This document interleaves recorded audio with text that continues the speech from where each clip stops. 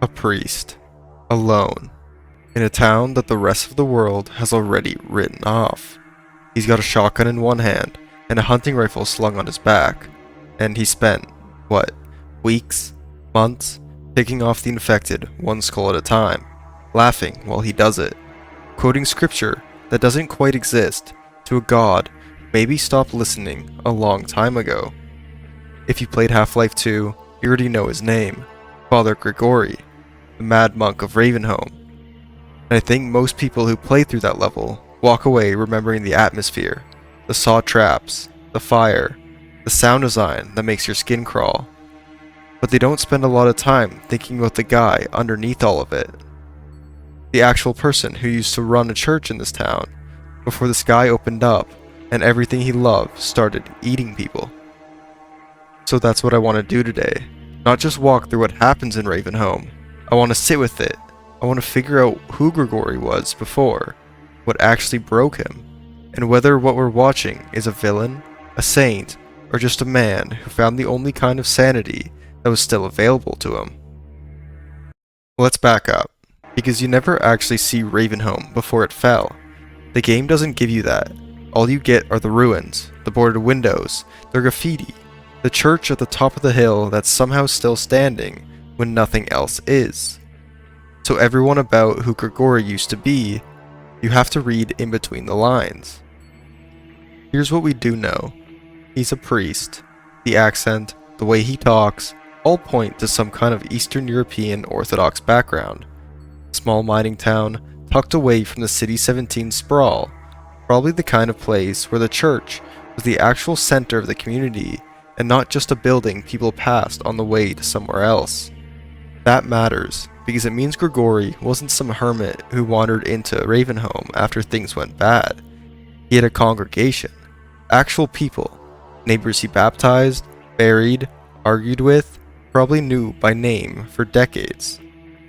And then the 7-hour war happens. The Combine roll in, and somewhere in that chaos, Ravenholm gets hit. Not with troops, but with headcrabs, dropped from orbit, or however it happened at ground level. It doesn't really matter. What matters is that this wasn't an invasion Grigori could fight with faith in a rifle. This was his entire town turning into something else, one person at a time, while he watched. Think about that for a second. Not an abstract, the world ended, a specific horror. You know these people, you've heard their confessions, and now you're watching them convulse, turn gray, get up wrong, and come at you making a sound that isn't a scream anymore, because whatever's screaming isn't really them. Here's the thing that always gets me about Grigori, and it's the detail I think most people skip past because he's laughing while he says it. He never calls what he's doing killing. He calls it salvation. A shepherd must tend to his flock, especially when they have grown unruly. That's an actual line of his, and on the surface it sounds like a joke, this dark little one-liner, but sit with it for a second. He is still, in his own head, their priest. He didn't stop being their priest when they turned. If anything, he thinks his job got harder. Because now, instead of just guiding souls, he's got to release them from the bodies that are, in his words, no longer their own. And that's the piece I think explains the whole descent. Grigori didn't lose his faith when Ravenholm fell. That would almost be easier. A man who loses God, goes numb, starts pulling triggers because there's nothing left to believe in. But that's not what's happening here. Grigori's faith didn't break, it mutated. It grew something new and something a little bit monstrous to survive what he was looking at, the same way the headcrabs mutated the people underneath them. Listen to how he actually talks when you're walking through Ravenholm. It's not casual chatter, it's liturgy. Iniquity's snares are cunning, but by the light of lights, mine are greater still. For it was said, they had become like these peculiar demons, which dwell in matter, but in whom no light may be found. That's not a man rambling, that's scripture. Actual ancient scripture repurposed.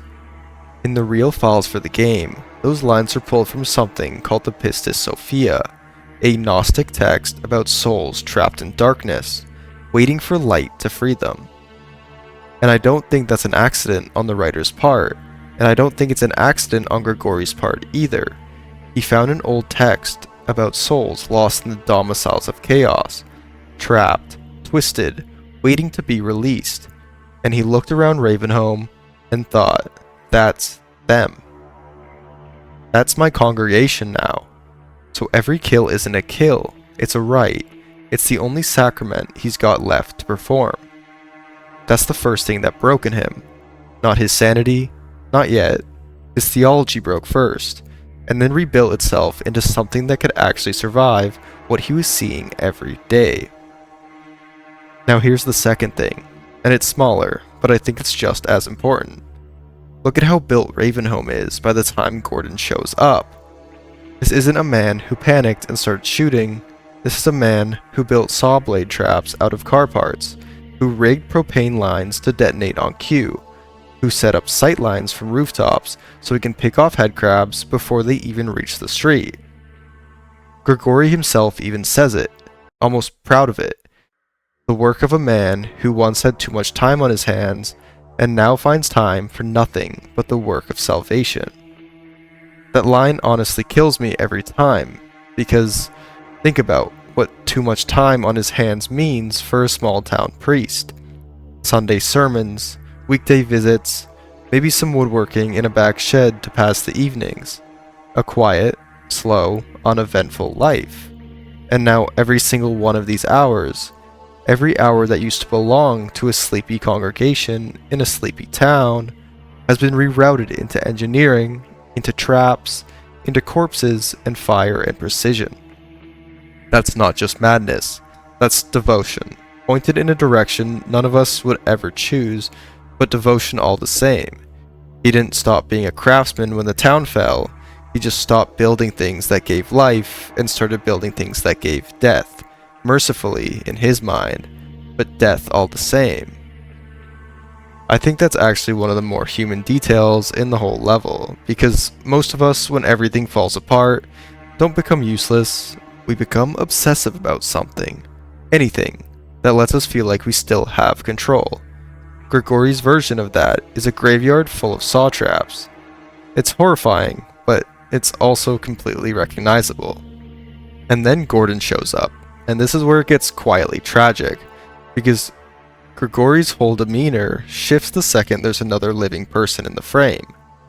But who is this? Another life to save? I'll keep my eye on you. More than that, I cannot promise. That's the first thing he says. Not, who are you? Not, get out. Immediately, another life to save. He slots Gordon straight into the only role he has left to offer anyone. Someone he can protect, someone whose soul is still his responsibility. And then it keeps going. He throws Gordon a shotgun and tells him to aim for the head. Practical advice, sure, but also the exact tone of a mentor, not a lunatic. He warns him about his own traps, and he escorts him, rooftop to rooftop, the way you'd walk someone home through a bad neighborhood at night. This is a part of Grigori that gets lost under all of the laughing and the scripture quoting. Underneath all of it, Grigori is lonely, achingly lonely.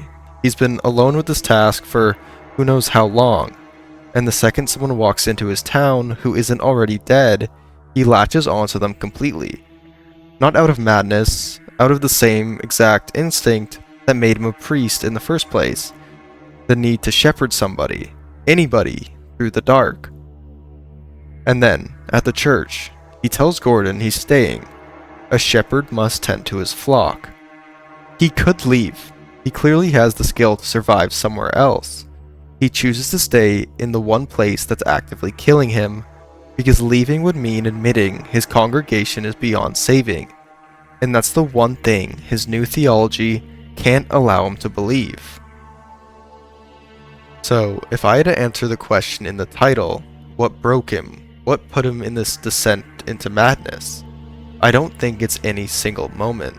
I think it's the accumulation of 3 very specific losses, stacked on top of each other until there wasn't room for the version of him that existed before.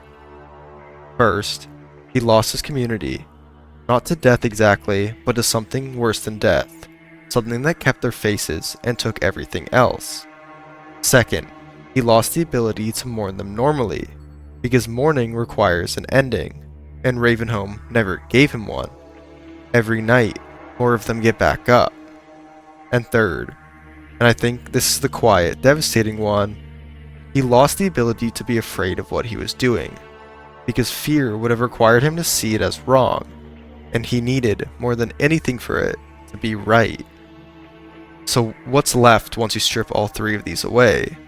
A man who still loves his town, still thinks of himself as its shepherd, still performs the rites, still tends to the flock, still believes, genuinely believes, that every bullet he fires is an act of mercy and not an act of violence. That's not the absence of faith. If anything, it's faith with nowhere left to go. There's a line late in the level. Grigori says, almost to himself, "If I survive this night, I shall build you an honest pyre. Not if we survive, not if this ends, if I survive this night." Like he's already assuming most nights, he might not. And then you leave him behind. You go down into the mines, and the last thing you hear is his laughter and his gunfire fading out above you. A man running through fire, still fighting, still singing his broken scripture to an audience of the dead. We don't get a clean answer for what happens to him after that. The game just moves on, the way Half-Life always does. There is a cancelled spin-off titled Return to Ravenholm, which theorizes he might have survived Ravenholm and kept experimenting on himself with headcrab blood, chasing some kind of cure, and slowly became less and less human because of it. But the main consensus is that his last stand was a heroic sacrifice. Others believe his deep knowledge of the traps allowed him to outlive the blaze. I love Grigori because I think he's one of the only characters in this entire series who shows you in real time what it actually looks like when someone survives the unsurvivable. Not by getting stronger, not by getting numb, but by rebuilding their entire worldview around their wreckage, brick by brick, until the wreckage is the worldview. He's not a villain, he's not really a hero either. He's just a man who refused to stop being a priest in a town that no longer had anything left worth praying for, and found in that refusal the only kind of peace that was still on the table. Anyway, that's Father Grigori, and that's Ravenholm, and I think it's one of the saddest, quietest little tragedies this whole series ever told, hiding underneath all that fire and all that laughter. If you want, stick around, I've got more of these coming, working my way through some of the corners of this world we don't talk about enough. Thanks for sitting with me on this one.